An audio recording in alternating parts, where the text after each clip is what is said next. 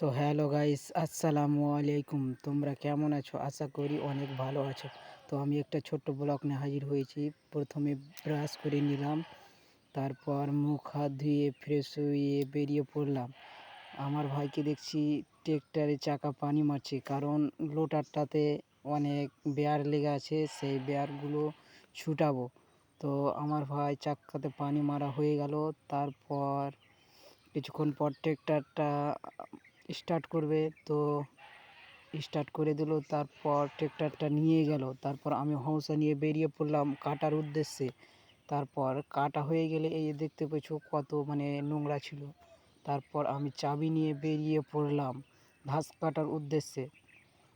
সেখানে লাগাতে গিয়ে তো একটু ঘোচড়ার পর কেটিএম নিয়ে বেরিয়ে পড়লাম আমি।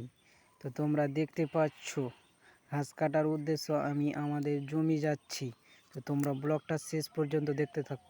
তো আমি জমি এসে পড়েছি, এটা আমাদের জমি, তোমরা তো দেখতেই পাচ্ছ।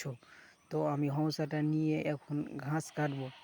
তো ঘাস তো এই ঘাসটি আমি এখন কাটবো। তোমরা দেখতে থাকো আমি কতটি ঘাস কেটে নিয়ে যাচ্ছি বাড়ি। এই তো আমার ঘাস কাটা হয়ে গেছে, মাত্র 3 পাঁজা কেটেছি। তারপর হৌসাটা দিয়ে ঘাসটি বেঁধে নিলাম। তারপর আমি আমার বাইকে বুঝবো, কেটিএমে বোঝা হয়ে গেল। এবার আমি বাড়ি যাব।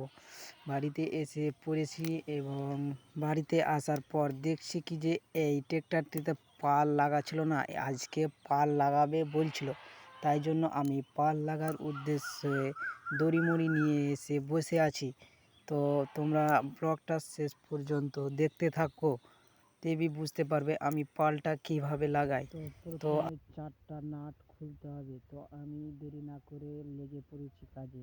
প্রথমে একটা নাট খোলা হয়ে গেল, তারপর আরেকটা নাট খুলতে গেলাম।